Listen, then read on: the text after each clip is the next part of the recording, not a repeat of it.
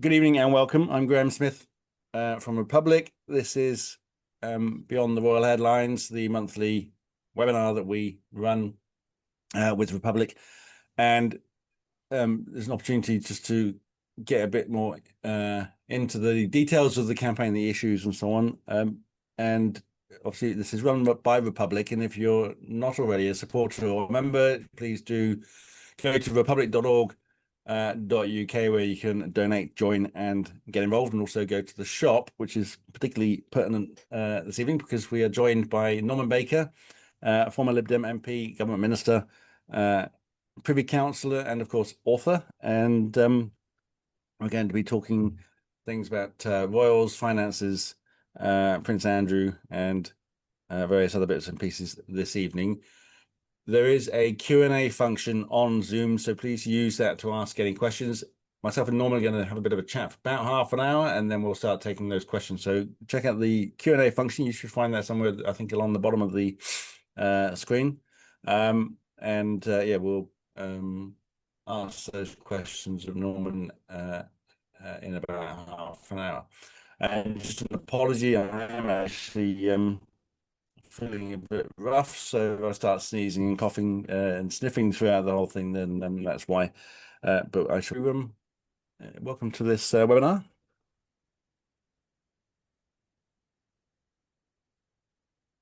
Can you hear me okay, Norman? Yes, I can. Sorry. Yeah. So I'm here. Thank you, Graham. Welcome. Yeah.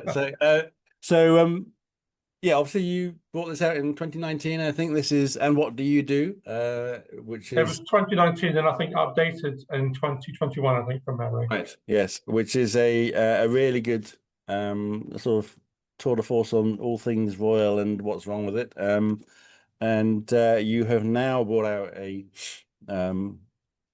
is it a sequel? I don't know. It's certainly a follow-up, which is the brilliantly titled. I've got the cover, which has just come out. Which is Royal Mint National Debt, the shocking truth about the royals' finances. Although it does, I think, from what I gather, get a little bit beyond just the nitty-gritty of the finances. But was there a particular reason why you felt there was time for another book on royals?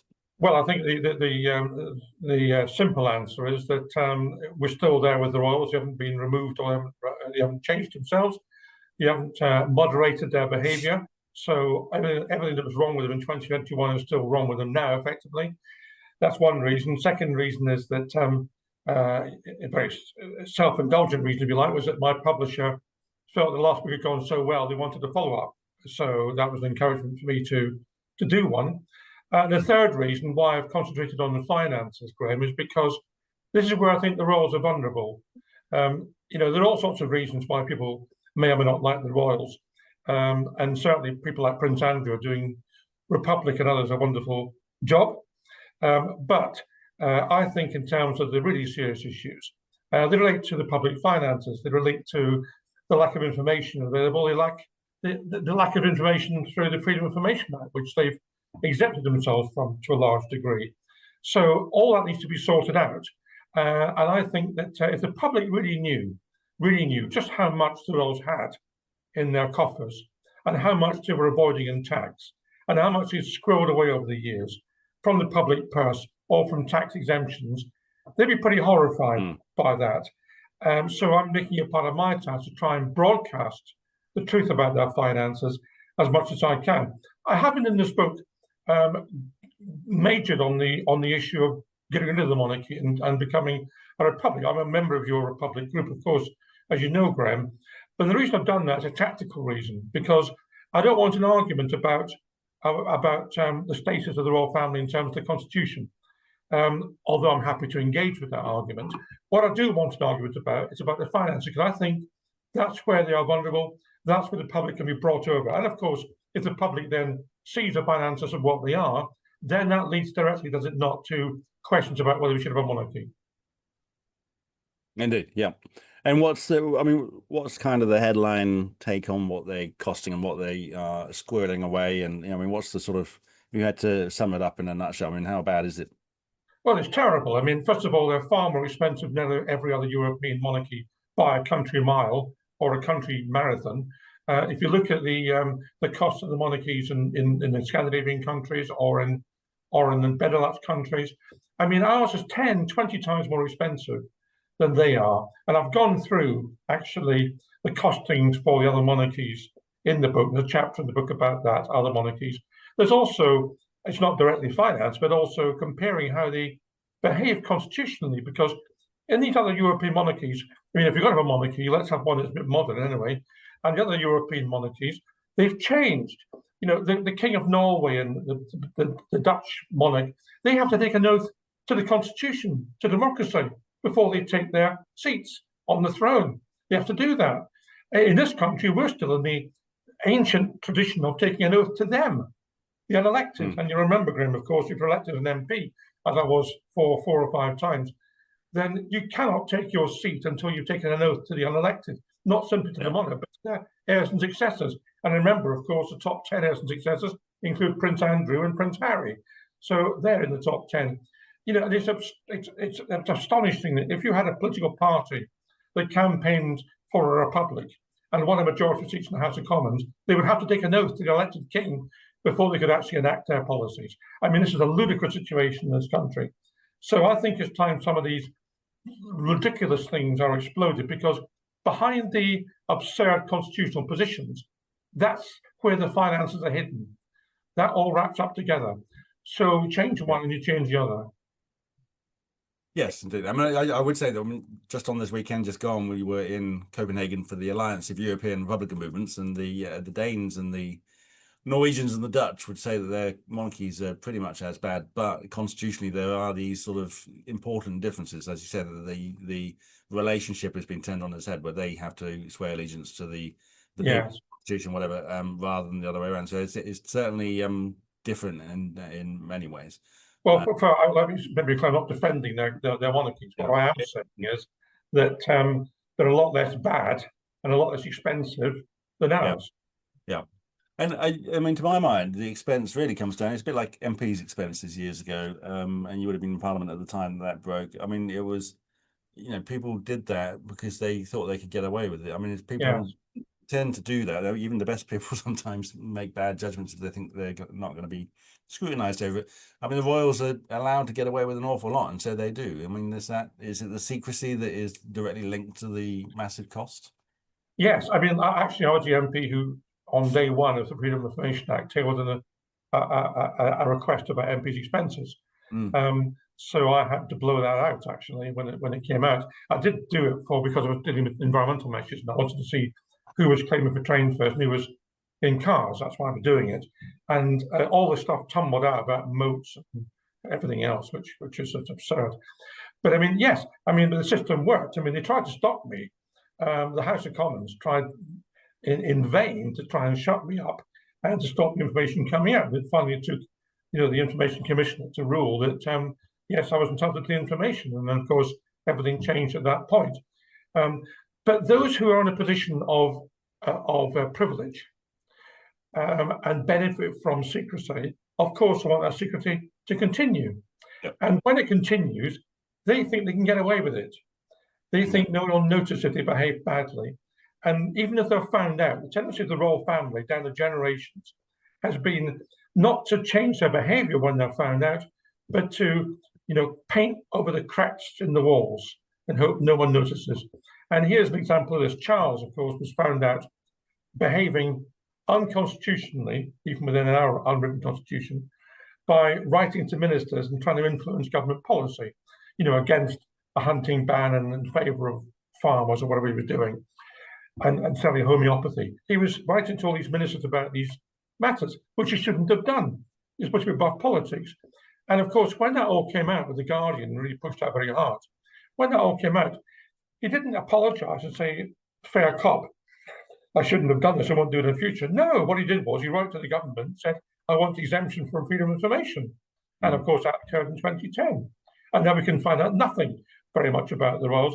And in fact, nothing at all, even in the public interest, about Charles or William. Nothing at all.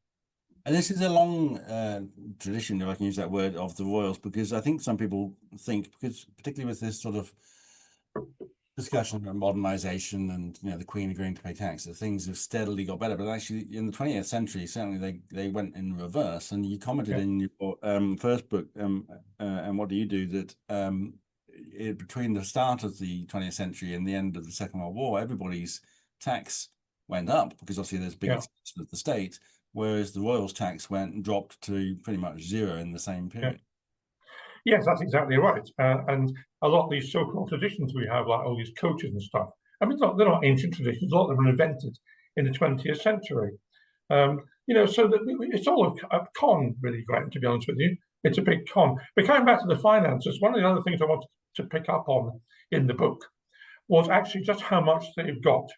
And of course, it's difficult to pin down because you can pin down elements of it. You can see how much came from the public purse through the civil list or the sovereign grant. You can pick up other things and estimate how much was lost in particular taxes, inheritance tax, and so on. What you cannot get to the bottom of is, first of all the inherited possessions, which you've got free of inheritance tax. Question: why should the richest person in the country, one of the richest people in the country, be exempt from inheritance tax? So you can't quantify that, and you can't quantify the investments they've got.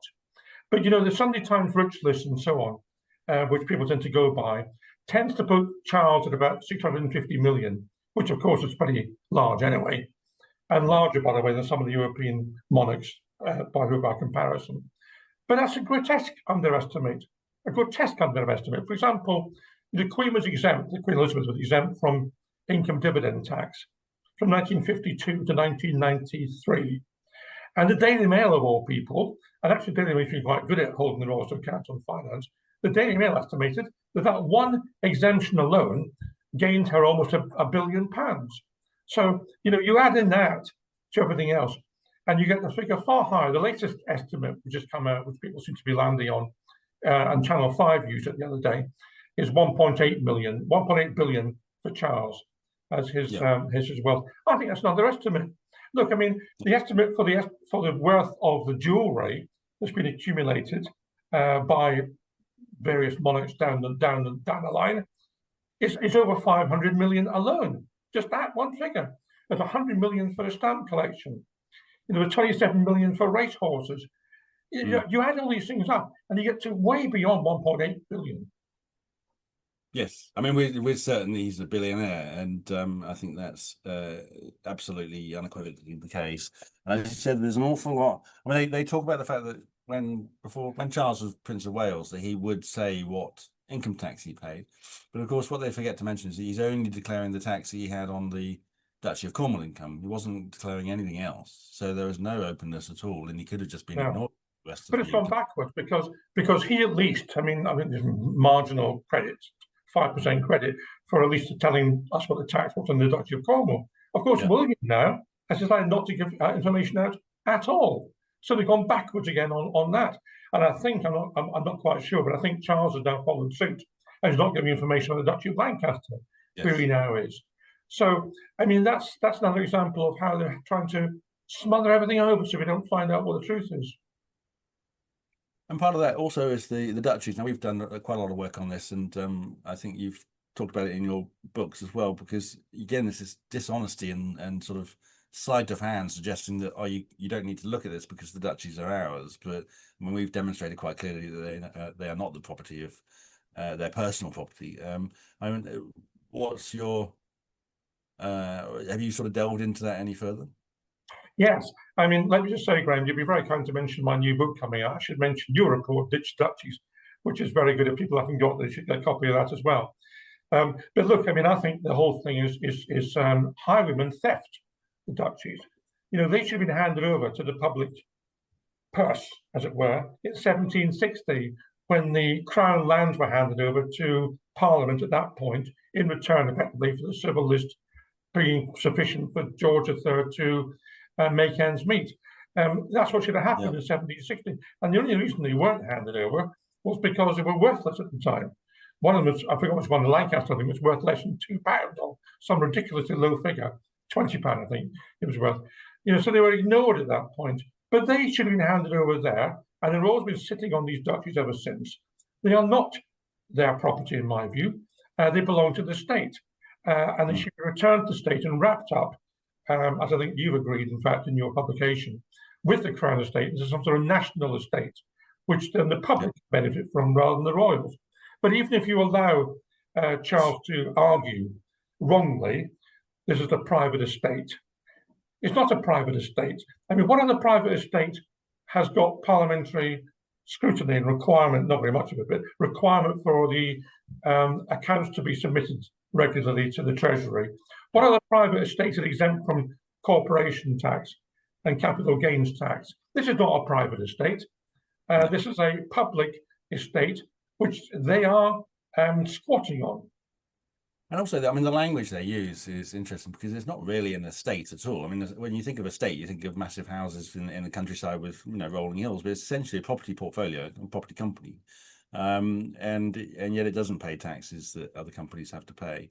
And they create this sort of, you know, sort of the soft image of the duchy being this sort of nice little place in Cornwall or Lancaster. Yes, the front page of their report is always something nice, like a couple of cottages or some hills or some farm animals.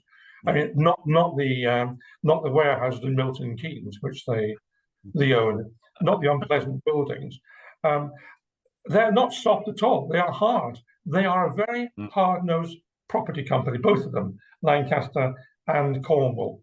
And we saw from the excellent Channel 4 documentary, which came out in the summer, how they were charging the army, which is there to fight for king and country after all, charging them to jump across Dartmoor, charging them for that, charging the Ministry of Justice for the empty shell at the moment is Dartmoor prison with a requirement to upgrade it, charging the Royal Navy to moor their ships, charging charities whopping rates such that they have to leave their buildings, charging NHS £1 billion over a period of time. Was it million or billion? Can't remember now. It's all merged into one for the use of an empty warehouse in London to park his ambulances. I mean, they are just extortionate in the way they behave. I might say, by the way, that there's other examples which I've unearthed of their appalling behaviour, which are in my book. Right, and you're going to have to buy Norman's book to find out more about that, which is fair enough. But that's coming out soon, hopefully later this month, we believe. And I should also mention that Norman's going to come and speak at the Members' Day on November 1st. So if you want to come along, Norman will be the first person speaking at 11 a.m. On November 1st. Details on the website. I mean, talking about this sort of treatment of land as their own and so on, we've just recently heard about William and their treatment of is it Great Windsor Park and the houses that they just pick one and say, well, I want to move into that one, and that has had quite serious repercussions for local people given William's recent choice of house. Yes, I mean, look, I mean, I've had a to and fro with the Crown Estate about how the royals interact with them, and it's quite clear, and I quote this in my book, that if the royals want a building, they just tell the Crown Estate they want it, and then it's handed over to them. And it's not very clear whether or not, in all cases, the reasonable market rent is determined or not, or whether they get it on the cheap. You know, sometimes you play on market rent. I don't think you always do. In this particular case, in Windsor Great Park, as you referred to, William settled on this new house, which of course is very large.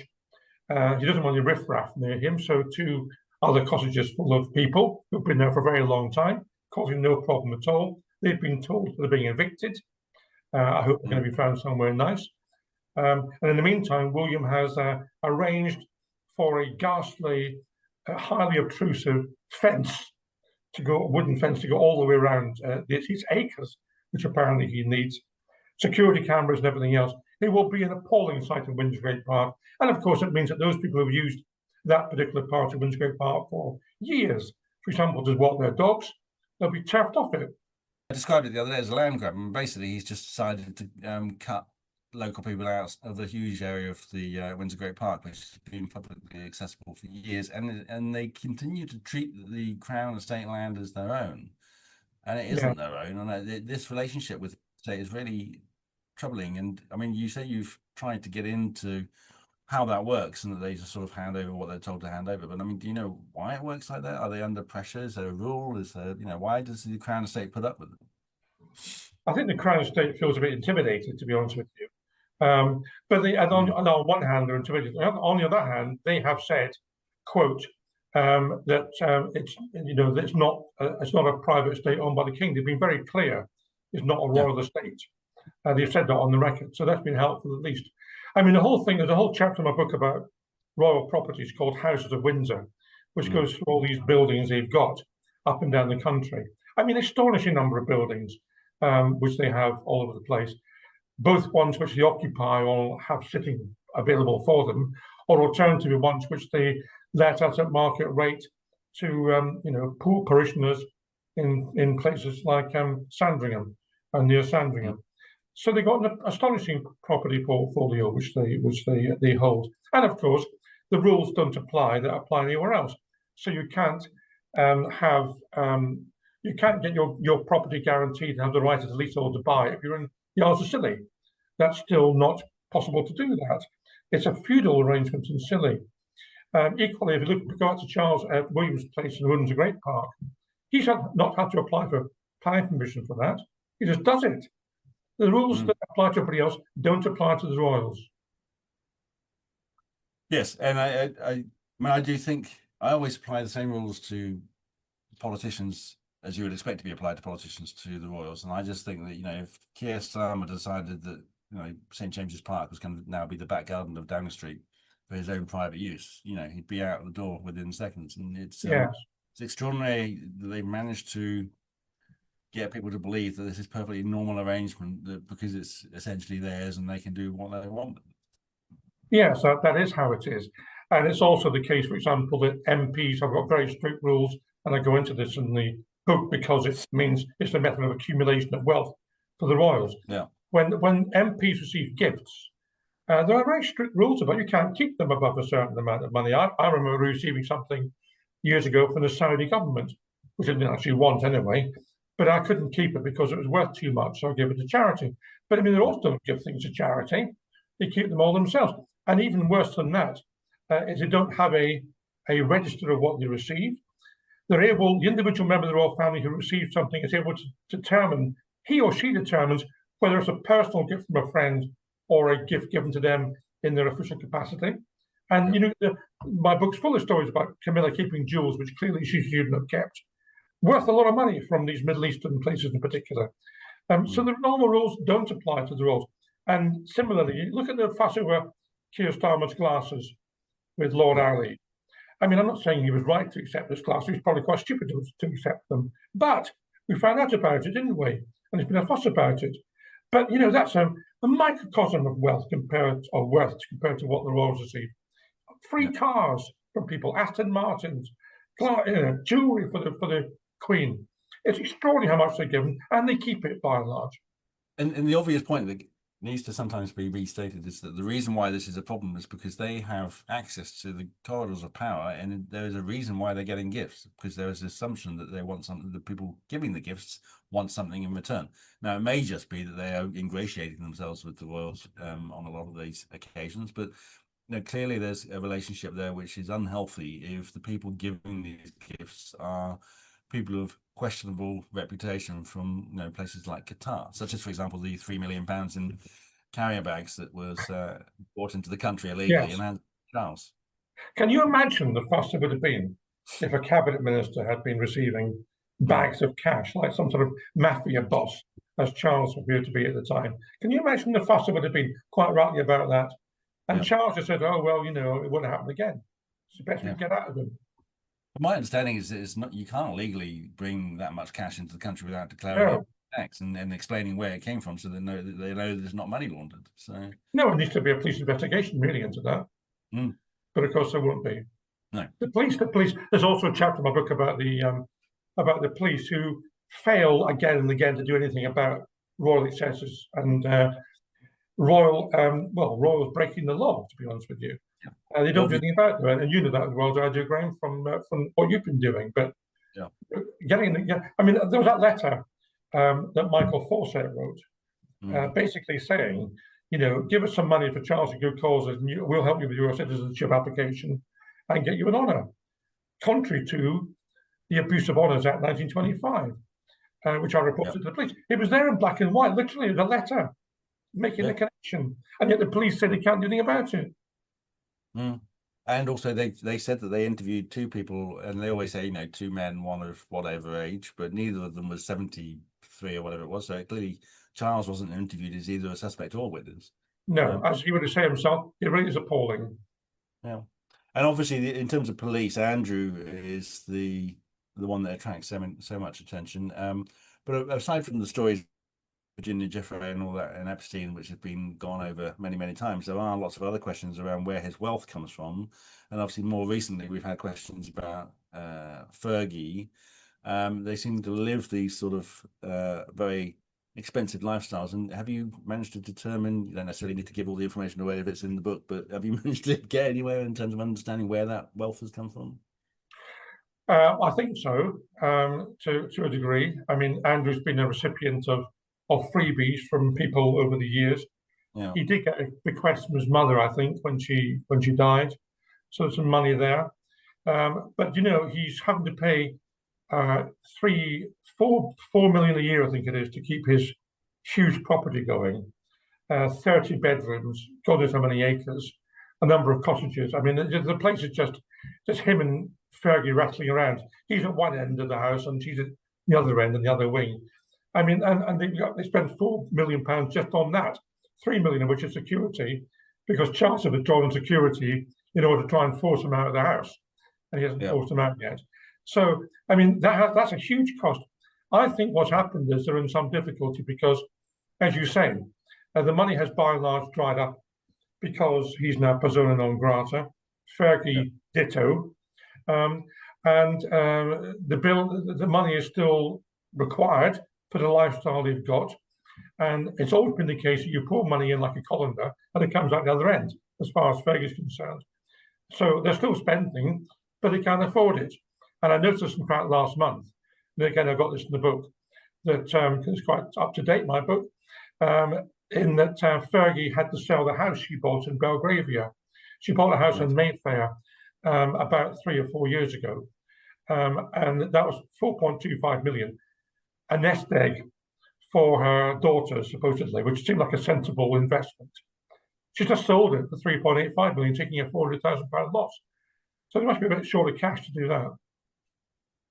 Yes, and we don't know. Again, I mean, there's all these questionable relationships between Fergie and people like Epstein, and sort of receiving, gifts and so on in order to keep her financially afloat. Which, again, I guess she must still be, or was, fairly close to corridors of power, even if it's a couple of steps away from them. But this does raise quite serious questions when these questionable people are gifting money to someone like Fergie or Andrew. The other, I'm just coming up to past. I just noticed a question from Nick Doughty, which sort of brings up another important point about this notion at the moment that William is going to fix everything. It's all going to be great when he's there. And just recently, he's talked about in this interview, which is just, it wasn't really an interview, it was a puff piece for him as part of a travel program where he's talked about change without really specifying what that means. But William's not, so far, as far as we can see, William's no better. It's not going to get better. In fact, it might even be going backwards. I think it will go backwards, which in some ways, those of us who want a change of institution in this country should welcome in a sort of backhanded way. But look, he's idler, less engaging with his official role than Charles is. If you look at the number of engagements carried out by members of the royal family, which is published each year, one of the few things it is, then you see that the people who are carrying out the engagements are Charles, Camilla, and Princess Anne, all of whom are over 70. Charles has had, obviously, cancer to deal with, and they carry out the engagements. William's not been carrying out any number of engagements, anywhere near that. And he says, well, Kate's had cancer. Well, so has Charles had cancer. That has stopped him. I don't want to be unsympathetic to someone who got cancer, but, to be honest with you, that's not a very good excuse from the heir to the throne. So I think he is a bit of an idler. They take lots of free holidays, of course, the royals always do. That's par for the course. But also, I think he's regarded as having a slightly short temper, being rather obnoxious on occasions. That will not go down well. Now, the thing about the press is that they have to have heroes and villains. At the moment, Harry's a villain and he's a hero. But you know, that won't last. I mean, Princess Anne was a villain at some point with the press. Now she's a heroine, as it were, in the script. So the press will switch on and off, and they'll be accumulating material about William, just as they do anybody else in government or any celebrity figure. And when the time's right, they'll use it. And William is quite rude to journalists, as Harry is as well, actually. Now, you may say this is because of how they treated their mother, and there's some justification for that. But the press don't like that. They'll be noticing that, and you're rubbing it the wrong way. So, you know, I don't think that William is necessarily going to be the answer from the press point of view. Secondly, the polling, as you know, Graham, is moving in our direction because more and more people are now saying they want a republic. More and more people are now saying they got doubts about the royal family. If you look at the number of people who think we should pay for this bridge that's going up for the Queen Elizabeth II in St James's Park, is a very small percentage. Look at those who thought the coronation should have been paid for by Charles, way outnumbered those who thought the state should pay for it. You know, I have to say to the royal family, the warning signs are there for you on finance in particular. I mean, a big poll, the public attitude survey that comes out each year is 38% would prefer a republic, and that is a massive jump from a few years ago. And those who say they think the monarchy is important is down to about half, so it's really shifting quite dramatically. And I think the other thing about, I think William's attitude towards the press and his laziness is going to be serious problems for him, because I mean, we've worked out, we sort of add them all up, and it's roughly an hour if we're generous for each engagement. And William, if you put them all together as a full-time job, is about 2 months of work in a year. Yeah. Most days of most weeks he's not doing anything. Kate is about 2 weeks in a year. Yeah. If you put yourself in a position of the member of the public, leaving aside where you and I are at the moment, the members of the public have by and large been, by default almost, sympathetic to the royal family without really looking into it very much. That's where they have been. And nobody really wanted to criticise the royal family very much while the Queen was on the throne, because she'd been there a long time and had basically kept her mouth shut most of the time, and people thought she was basically okay. And Charles was not as popular as the Queen, or isn't as popular as the Queen, but nevertheless, he looks kind of well-meaning and slightly cuddly. So people, and he's an old man now, so people give him the benefit of the doubt. But they don't give William the benefit of the doubt. And if William comes in being hard and lazy and arrogant, they will notice that very quickly. Yes, absolutely. On the costs, I mean, John Price on our questions here, who I know is Australian, but he lives over here, he's asked about the governors general in Australia and elsewhere. I mean, these are representatives of the monarchy. Should they be covered by the British monarchy in terms of the cost? Have you ever looked at how that cost extends beyond the borders of the UK? I have looked at it about a long time ago, and I've forgotten the answer, but my memory is that the Governor General in Australia is paid for by the Australian government, I think.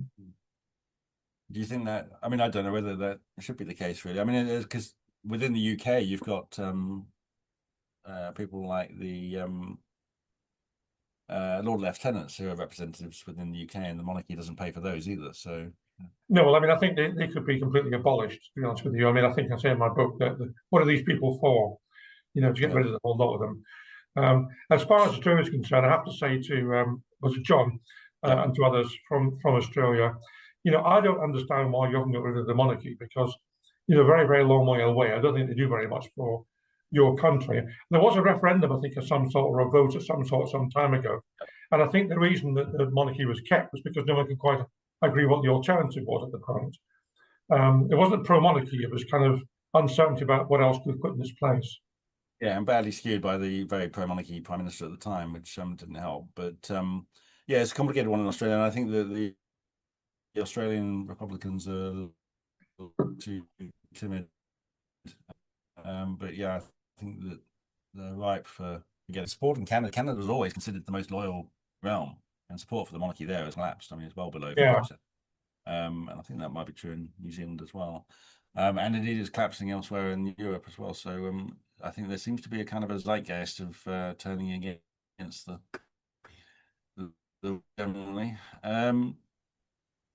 There's a question which I think we might have asked you before somewhere, but Robert Ball's asking why politicians are so reluctant to address this issue, and not just the wider issue of do we want a monarchy, but I guess these other issues which are more directly concerning to everybody, which is things about the corruption, the money, and the costs. Yeah, it's got worse because in my day, I left Parliament in 2015. In the early part of the century, there's probably 10 or 15 reasonably abrasive and MPs prepared to say what they thought about the royal family and ask serious questions about how it was operating. I don't see that now. There's a couple of SNP guys, maybe one or two Labour, Clive Lewis and people, but really it's a minority sport. And the thing is, Graham, if you look at the polling, even at its lowest point, about 25% of people think we should have a republic, even at the lowest point. Well, that's a quarter of the House of Commons and the 650 MPs. So 170 or whatever it should be Republican just by proportion. And you can't find them. Now, when I speak to MPs, both when I was there and subsequently, they say, "Oh, it's we tend to agree with you. This is Labour, Lib Dem, SNP, Green, Plaid Cymru. They all, by and large, aren't sympathetic to the monarchy, but they don't want to rock the boat because they think it's a vote loser to rock the boat." That's one reason. Second reason is that when you're elected, you have to do this ridiculous oath, and people do feel obliged to follow it because you've taken the oath, although they've got no alternative but to take it. And thirdly, the House of Commons rules through convention, not really rules, but convention through Erskine May, make it very, very difficult to debate anything royal on the floor of the Commons or even ask questions. And, you recognise, I think, because you put it somewhere, that the only debate introduced by a non-government minister on the royals in my 18 years in Parliament was by me in 2003, I think it was. And I had a hell of a job to get that through the table office, which is the kind of guard that decides what you can debate, what you can't debate. And the only way I could do so was by linking it back to 1993 Memorandum of Understanding. That was the only way I could get into it.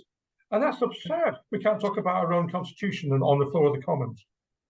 There was, what was surprising, this is going back a while, I think it's 2005, is Edward Lee, who you may remember, the Conservative MP, who was the chair of the Public Accounts Committee. And when he was, they were more directly questioning the royals about their funding and spending than other people since. So it's a general shift away from them.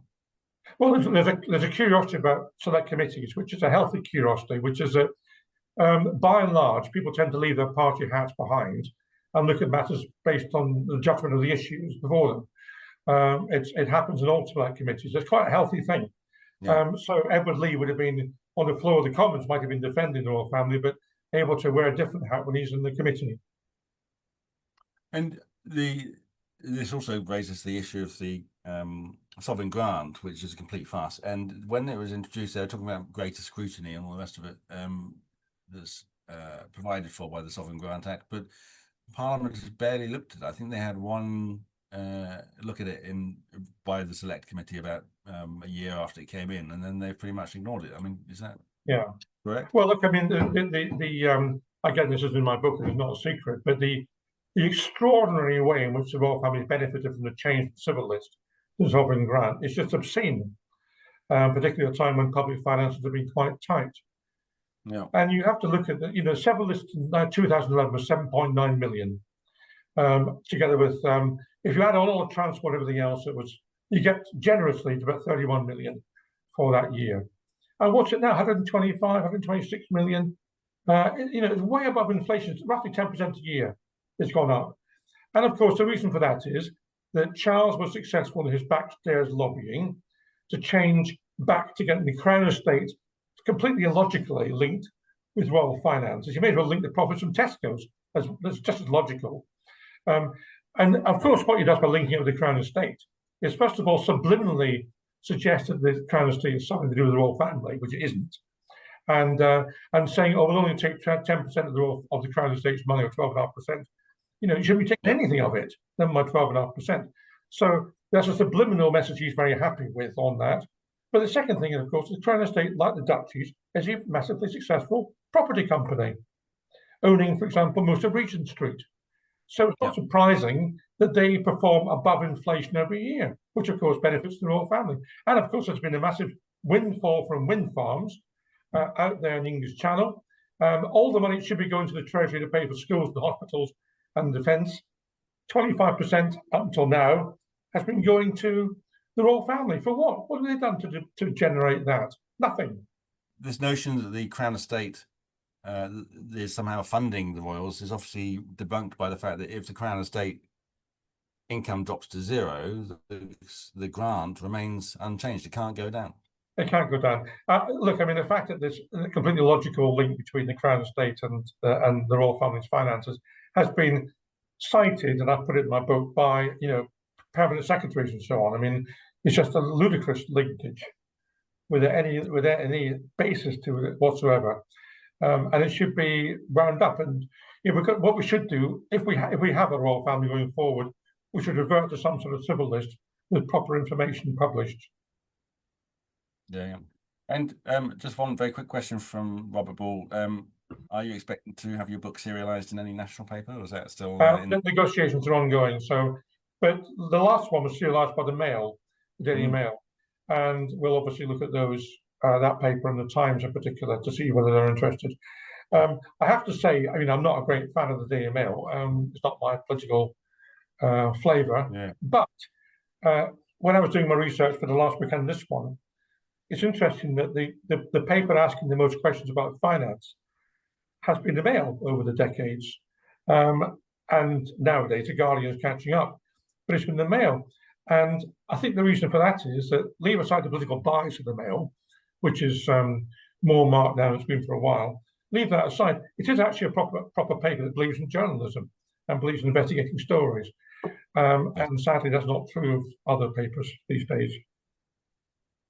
Indeed. And there's a slightly interesting question, and I say getting into a slightly different area here, which is from Bridget Hall, asking about the background people, or the people that are working in the background, the networks, about the senior mandarins, or whatever you call them, within the what you would broadly call the monarchy. I mean, have you ever looked into? Excuse me. Have you ever looked into those people? Do we know who they all are? Is it all clear about how they get those jobs and what they're paid and what they do? Well, I mean, there's government employees, which have got a major role, of course, in the Cabinet Office, and they're civil servants who are appointed in a normal way through the government process.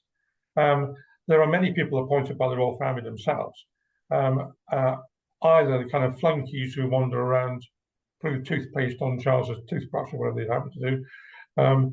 Lots of those. Charles has got a private staff of 22 to look after them, which I think is somewhat excessive. So there's all those people, and they're all paid pretty badly.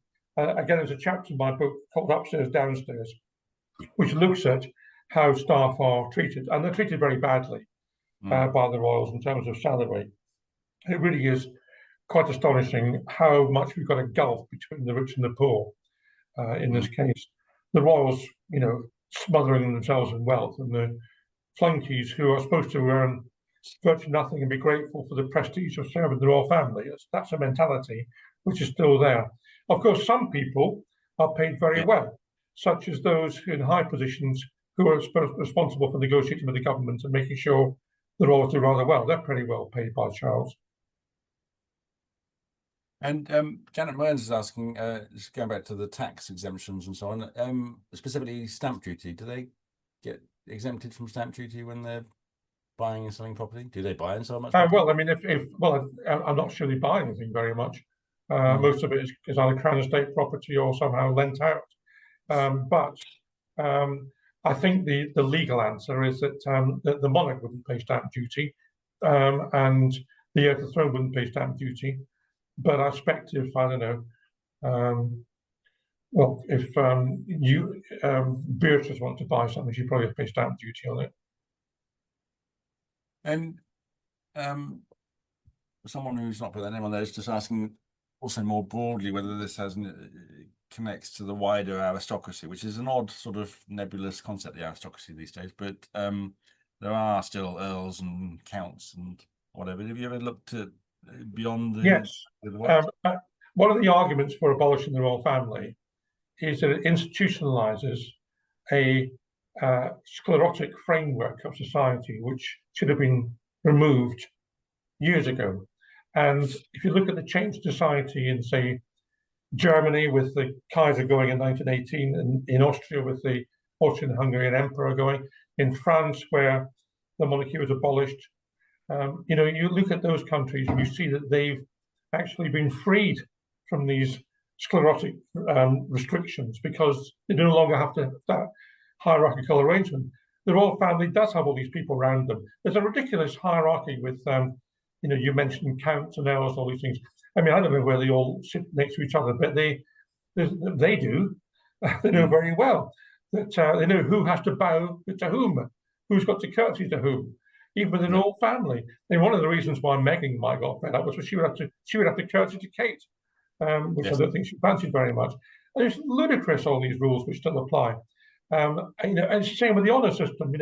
An OBE's hire an MB or a BEM or something else. Who cares? But they're all still there. These arrangements, which are always there. The Order of the Garter from 1361. Everything's been created in terms of an honour is still there, apart from the ones you had to get rid of, the ones that are related to India, for example. Other than that, they're all still there. So they like to maintain that hierarchy, that structure, which is way out of line with where 21st century Britain is these days. So again, that all needs to change. It's also, you might argue, that what they also do is endorse and reinforce privilege in other ways. For example, when does a member of the royal family ever use the NHS? When do they send their children to a state school? They don't. But because they choose Eton, or they choose a nice hospital in Kensington or somewhere, that's what people are expected to aspire to. Yeah.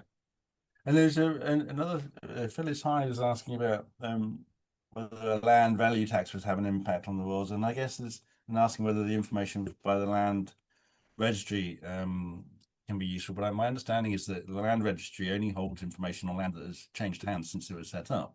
I mean, is there a wider issue around land ownership and land reform that, in Scotland, there's a different arrangement in Scotland where you can find out who owns which parcel of land. Right. It doesn't apply in England, which is unhelpful for all sorts of reasons. For example, if you have a developer who develops an estate, there's bits of the estate which are not worth anything and are a liability, to maintain the roads or whatever. They're very happy to lose any recognition that they're linked with that piece of land. And all these pieces of land across the country that nobody really wants, which are not being maintained. So it's a much wider issue. But in terms of what the roles are, you're quite right. The transactions are lodged, but the ownership isn't, and that of its own right. And Channel 4, with that excellent documentary I referred to earlier on about the duchies, they logged all what they got through land registry. It was a hugely painful and time-consuming piece of investigative journalism, but that's where they got their information from. So that information is there, but I don't think it's necessarily made easy to. No, it's not kept for that reason. Not kept for reasons of information for the public. It's kept for other reasons. Yeah. John Davies asking whether you've seen any links with Russian oligarchs. I mean, there was some suggestion not long after the Ukraine war broke out that there were some friendships and relationships, and obviously we know that they've had various, particularly Andrew, but also the others having various questionable relationships with all sorts of people. Are you aware that there are Russian links at all? Well, I've got to make sure I don't libel someone here, but my memory is that there was quite a degree of influence, and again, it's in the book somewhere. Was it Prince Michael of Kent? I think was getting money from a Russian on a regular basis, allegedly for doing nothing, which might be true. I mean, it might be just someone who was found it fantastic to be in touch with a member of the royal family and gave him money for the privilege. Who knows? But I think he was a link there. I'm not aware of any other links directly. There are, of course, substantial links between Andrew and China. And he saw that as a potential money-earning opportunity to be in China. And plenty of links between the royal family and the Middle East. Of course, the despots, the tyrants in the Middle East, who are great friends of the royal family, who by and large have appalling regimes. Why are the royal family so keen on them? because, first of all, they're royal, in many cases, King of Bahrain and so on. Secondly, they're fabulously wealthy. And thirdly, they're very generous with people they want to be generous with. So those three reasons are probably why they get on well with the Middle East. And then, of course, Andrew has had all sorts of dodgy relationships with people in the stands, Kazakhstan, places like that, over the years. And I get away through this in my book, but it's interesting how Andrew, when he was trader on the boy, supposedly backing from Britain, didn't actually visit very many democratic countries where you might think trade deals were there to be done. Instead, he visited a whole lot of dodgy regimes whose links with Britain were rather obscure. And of course, he's been accused. I mean, Andrew Lowney's book is fascinating in the sense that, talking about all these relationships and how he was, which I guess some of it is not new, but I think he delved into it in a lot more detail about how Andrew would use these trips to pursue his own interests. And that's where those interests were going to be pursued, because those sorts of people were there that wanted to engage with them. Yes, I've got another couple of examples which I've got in my book, which weren't in Andrew's book as well. I mean, there's a question of how much more you can find out about Andrew. I mean, he's already, buried under a mound of sleaze and scandal. So I'm not sure how much more on top makes any difference, but still. Jane Neal's asking about William and his homelessness endeavours, and obviously he's also doing what is it called? Earth Shot. I have to make sure I pronounce that properly. It's been dismissed as a vanity project and is fairly small fry in the global climate change efforts. I mean, do you find all these sorts of things a bit tiresome? I mean, he's declared that tackling homelessness is his life's mission. He said a few years ago that tackling peace in the Middle East was his life's mission, and he's gone quiet on that one lately. Do you find this quite? Well, look, I mean, I suppose it's better he's talking about homelessness and the planet rather than talking about arming countries and wars, I suppose. So that's a plus of some sort. But look, I mean, the trouble with the royal family is that they adopt these issues but fail to look in the mirror.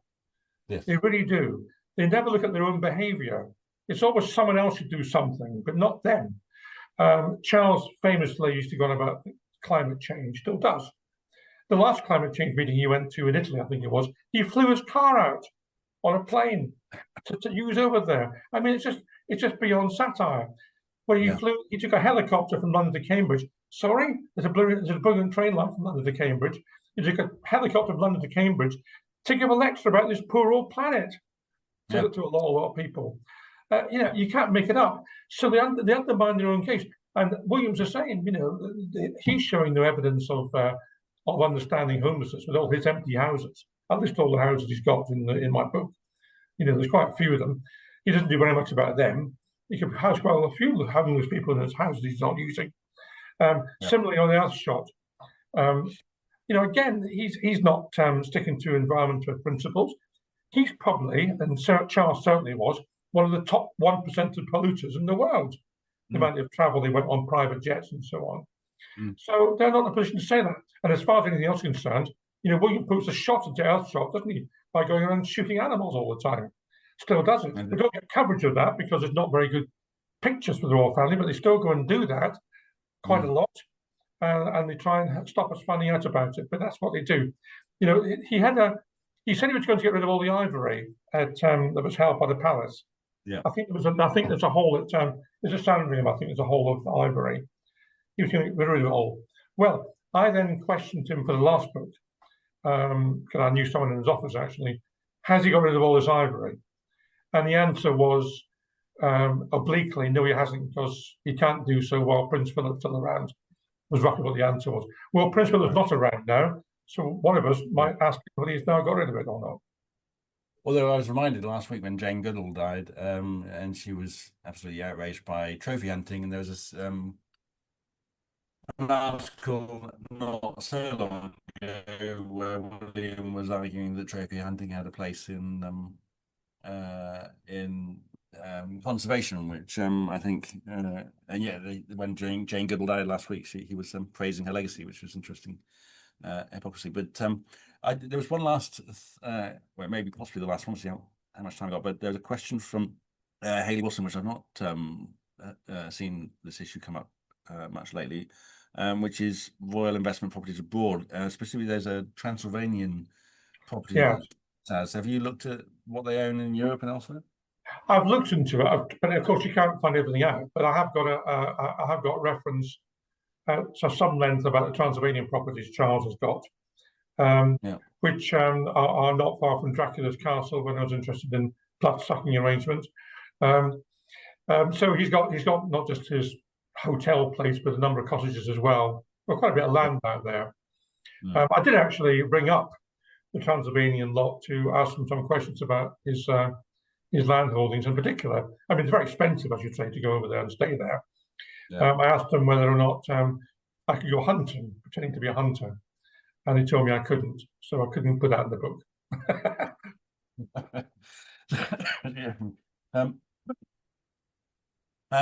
Yeah, I think there might be time for another question if there's one. When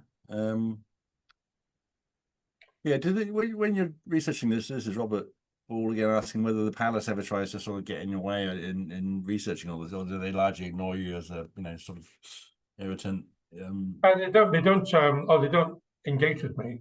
And in fact, on occasions when I was had to be at an event with members of the royal family, they would all try and cut me dry and ignore me as if I was somehow going to be, oh dear, I must have offended them type person, which I wasn't. I just thought rather stupid of them and rather rude. But that's what they would do to me. What they also do, of course, the only one exception to that was Charles, who was happy to engage with me about using his train and running it on used cooking oil. So he was quite keen to tell me about that, which was rather sweet of him in a way, isn't it?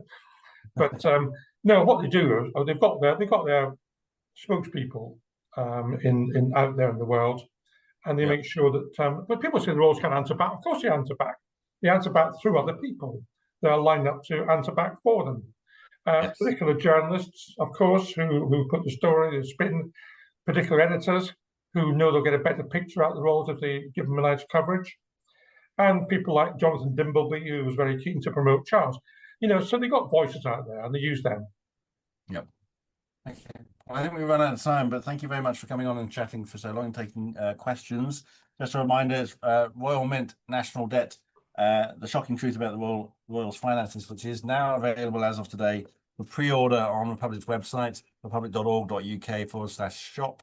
And also, if you want to go to the website and join, donate, get involved, and if you want to come and meet Norman or see Norman speak live at our Members' Day, it's the 1st of November, which is, I think, is about 3 weeks away. And Norman will be speaking right at the start of the day around 11 a.m. So thank you very much, Norman. Appreciate it. Thank you, Graham. All the best. Thank you.